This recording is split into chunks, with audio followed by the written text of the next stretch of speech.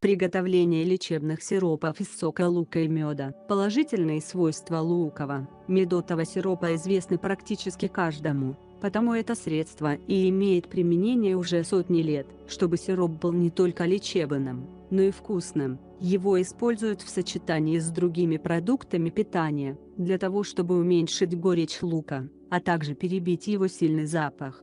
Важно! Лучше всего использовать фиолетовый лук. Он имеет такие же свойства, что у обычного репчатого лука, но этот вид имеет менее выраженный запах и не такой горький вкус. Использовать нужно только свежеприготовленный сок, так как если оставить его на время, он потеряет свои лечебные свойства. Приготовление данного лечебного средства занимает очень мало времени. Для этого потребуется полкилограмма лука перетереть на блендере или терке, а полученную кашицу процедить через марлю для получения сока. В сок лука добавить 100 граммов натурального меда, перемешать и применять по 1 столовой ложке после еды, предварительно растворив в стакане теплой воды. Хранить полученный сироп рекомендуется в холодильнике не более 48 часов. Рецепты лукового сока с медом от заболеваний дыхательных путей и кашля. В случае кашля приготавливают несколько видов сиропа. Перетертый печеный лук с медом и сливочным маслом. Этот рецепт подойдет для детей,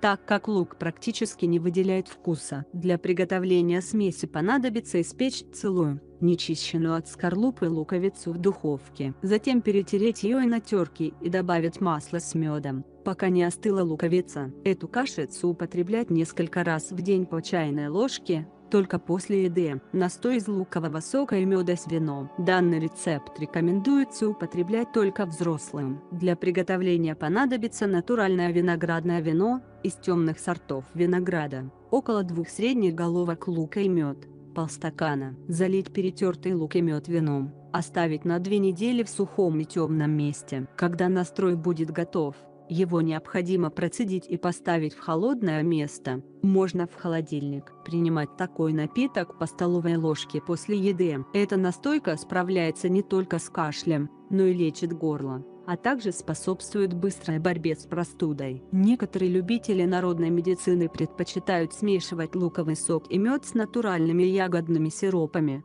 например, калиной или рябиной. Иногда за неимением меда добавляют сахар, чтобы сделать напиток немного приятнее. Важно! Для детей настои и сиропы с луком используются по пол чайной ложки 3 раза в день. Эту дозу можно корректировать и увеличивать со временем. Так ребенок не получит внутренних ожогов и аллергических реакций. Луковый сок с медом от насморка. В практике народной медицины довольно часто используются луковые капли для носа. Приготовить раствор можно следующим образом. Очень мелко нарезать лук и залить горячей водой. Примерно 1 стакан на большую луковицу. Настой должен простоять около получаса, после чего его необходимо процедить и добавить четверть чайной ложки меда, только жидкого. Полученным средством закапывать носовые ходы по 2 капли не более 2 раз в день. Если насморк перешел в стадию гайморита, то лук не нужно заливать водой. Рекомендуется выжать сок из лука,